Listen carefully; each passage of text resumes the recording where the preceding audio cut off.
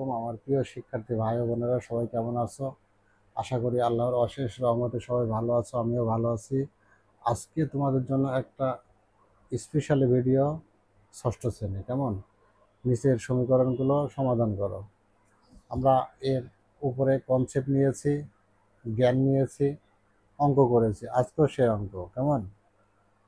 তো স্যার, আমাদের এই অঙ্কগুলো করতে হলে কি কি উপকরণগুলো প্রয়োজন আরেকবার একটু বলেন। আমরা তো ভুলে যাই। শোনো, ভাবো তুমি যখন এই পৃথিবীতে আসনি, কেমন? তখন তুমি কোথায় ছিলে?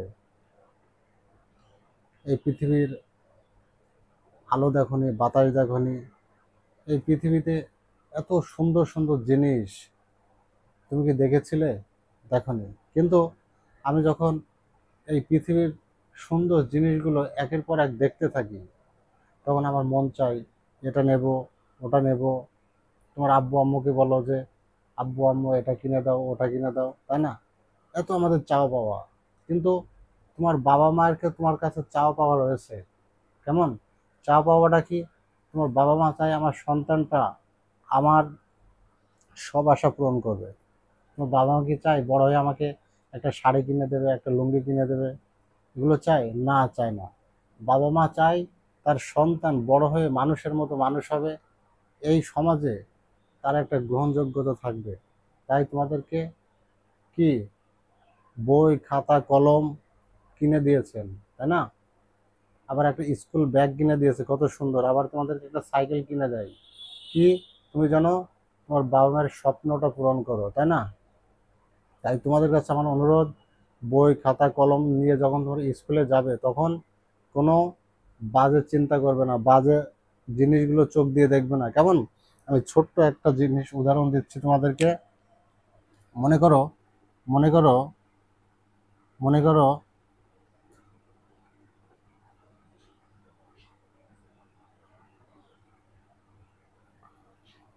মনে করো এটা হচ্ছে মানুষের সবচাইতে গুরুত্বপূর্ণ অঙ্গ হচ্ছে কান। এটা হচ্ছে মানুষের ব্রেন, কেমন? মানুষের ব্রেন। তুমি তুমি হচ্ছে সব সময় এই চোখ দিয়ে ভালো কিছু দেখবা, কেমন? আর এই মুখ দিয়ে তুমি সব সময় ভালো কিছু উচ্চারণ করবা। তাহলে হচ্ছে তোমার জীবন একদম পরিষ্কার হয়ে যাবে, কেমন? কিন্তু কিন্তু আমরা এই ব্রেন দিয়ে কিন্তু পজিটিভ কথা শুনি, নেগেটিভ কথাও কিন্তু শুনি, কেমন? কিন্তু আমরা যখন পজিটিভ কথা শুনি, তখন আমাদের দৃষ্টিভঙ্গিটা পজিটিভ দিকে যেতে শুরু করে, এবং যখন আমরা খারাপ কিছু শুনি, তখন আমাদের দৃষ্টিভঙ্গিটা কি খারাপ দিকে যেতে শুরু করে। তাই আমরা সবসময় আমাদের কান দিয়ে পজিটিভ শুনবো এবং চোখ দিয়ে পজিটিভ দেখব। কানে যদি নেগেটিভ কথা আসে, ওটাকে আমরা অ্যাভয়েড করে চলবো, কেমন? স্যার, আমাদের অঙ্ক করতে গেলে যে জিনিসগুলো প্রয়োজন, সেই জিনিসগুলো সম্বন্ধে একটু বলুন, কেমন? তাহলে আমাদের এই অঙ্ক করতে গেলে আমাদের সবচাইতে গুরুত্বপূর্ণ যে জিনিসগুলো প্রয়োজন, সেগুলো হচ্ছে যে এটা একটা সমীকরণ। এখানে একটা চলক আছে, এই যে একটা চলক আছে, এই যে একটা চলক, সংখ্যা, সমান চিহ্ন, ওই পাশে কিছু সংখ্যা আছে, এই পাশে কিছু সংখ্যা আছে, কেমন? তো আমাদের এক্স এর মানটা এখান থেকে আমাদের সুন্দর করে বের করতে হবে। তাহলে আমরা যদি এক্স এর মান বের করি, মনে করো এখান থেকে একটা ওয়াই চলক আছে, এটাই এক্স আছে, কেমন? তাহলে স্যার, আমরা থ্রি এক্স থ্রি এক্স এর সঙ্গে এর কি সম্পর্ক? আর এক্স মাইনাস থ্রি এর সঙ্গে কি সম্পর্ক? এক্স প্লাস থ্রি এর সাথে কি সম্পর্ক? তিনটার সাথে তিনটা সম্পর্ক আছে না? প্রত্যেক জিনিসের সঙ্গে তো একটা সম্পর্ক থাকে অঙ্কের।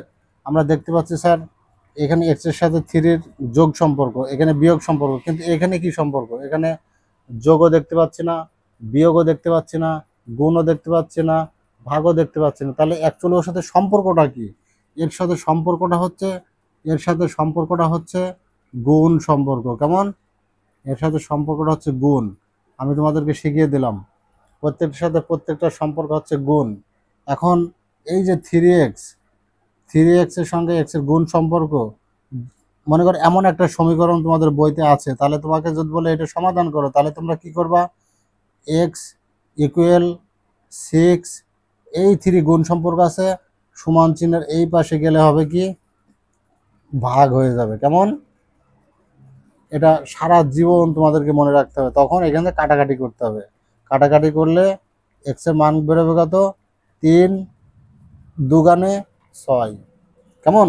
এই জিনিসটা মনে রাখো। তোমরা তোমরা এই জিনিসটা ভুল করো।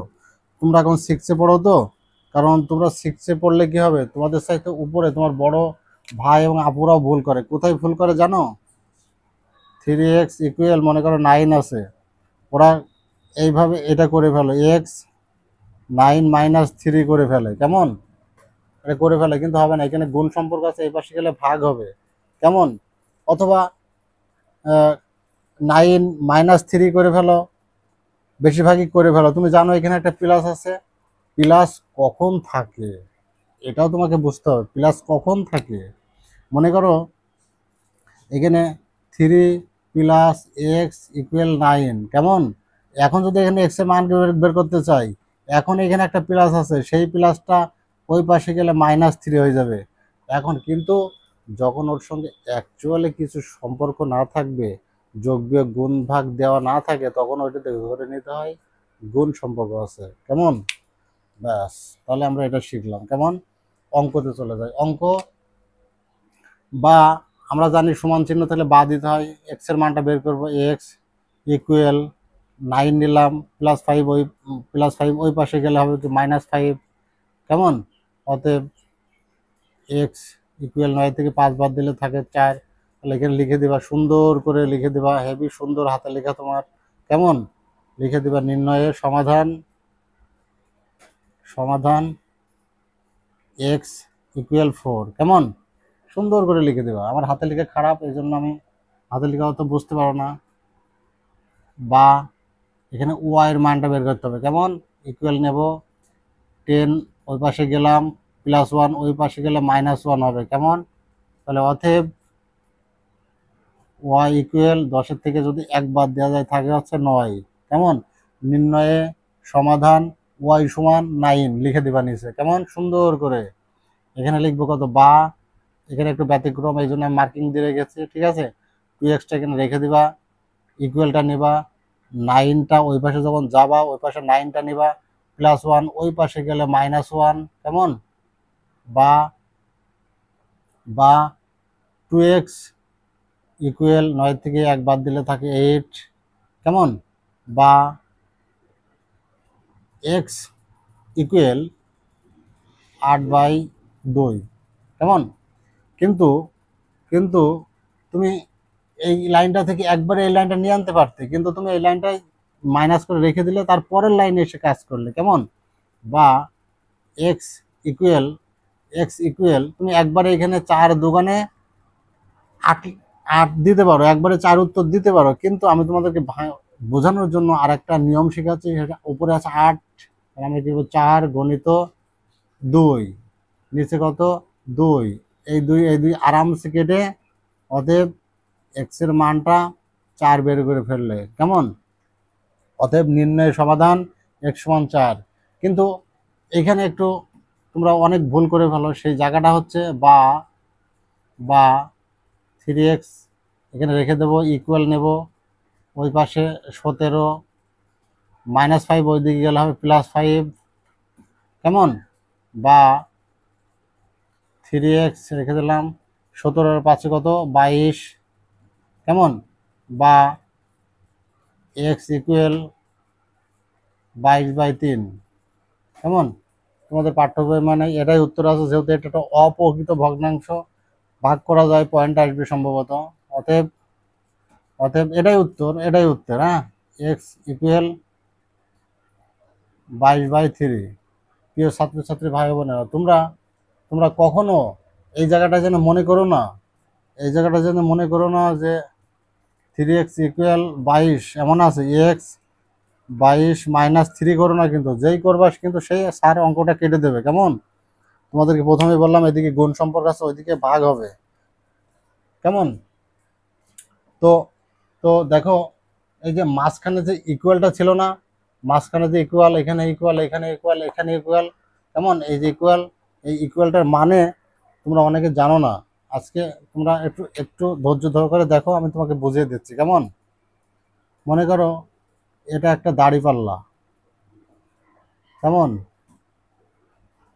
এটা একটা দাড়িপাল্লা। এই দাড়িপাল্লা তোমরা অনেক সময় বাজারে কিছু জিনিস কিনতে যাও না? তোমরা জিনিস কিনতে যাও, তোমরা অনেক সময় কি জিনিস জিনিস কিনতে যাও, তাই না? জিনিস কিনতে গিয়ে কি করো? জিনিস কিনতে গিয়ে তোমরা বলো যে আঙ্কেল আমাকে 1 কেজি আলু দেন না, আমাকে কমও দিবেন না, বেশিও দিবেন না, সমান সমান 1 কেজি আলু দিবেন। কেন? এই যে সমান সমান, তাহলে এদিকেও যদি 1 কেজি হয় সমান সমান, এদিকে 1 কেজি তো তুমি নিবা, তুমি তো আর বেশি নিবা না। তাহলে তুমি বলেছো আমাকে সমান সমান দিতে, এই জন্য এখানে সমান সমান আছে, সমান সমান এই পাশেও যা, এই পাশেও তাই। কেমন? তাহলে আমরা এইটা দিয়ে প্রমাণ করি। এই যে ওয়াইয়ের একটা মান বেড়েছে কত? 9। হ্যাঁ, প্রথম অঙ্কটা ছিল কি? অঙ্কটা ছিল হচ্ছে y+1 ইকুয়াল 9। এই যে ওয়াইয়ের একটা মান বেরিয়েছে 9, এই ওয়াইয়ের জায়গাতে যদি 9টা আমরা বসিয়ে দিই, এই প্লাসটা যদি এখানে দিই, 1টা এখানে দিই, এই যে 9, তাহলে 9 আর 1, সরি এটা 10 ছিল, 10। y+1 সমান 10 ছিল, এটা 10 দিয়েছি। তাহলে এখানে 9 আর 1 কত হয়? 10। কেমন? এই যে 10, 10 সমান 10। কেমন? আরেকটা দেখি স্যার, এটাই মিলল কি দেখি।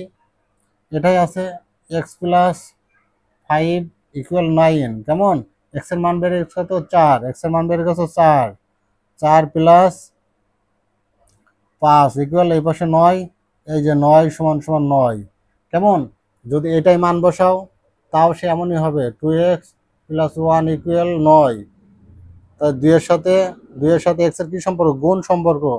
x এর মান বেড়েছে কত? 4+1 ইকুয়াল 9। আর 4 দোকানে 8, আর এই 1 9 +1, আরেকটা লাইন করি 9, তাহলে 8 আর 1 9 সমান সমান 9। দেখছো? এজন্যই এজন্যই আমরা কি করে থাকি, তোমরা অনেকে বলো না, অনেকে বলো স্যার আমরা সমান সমান থাকলে বা কেন দিই? এই সে বা দেওয়ার একটাই অর্থ, মানে এইটা অথবা এইটা, এইটা বা এটা একই জিনিস, যার কারণে আমরা বা লিখি। সবাই সুখে থাকো, ভালো থাকো, সুস্থ থাকো। আল্লাহ হাফেজ।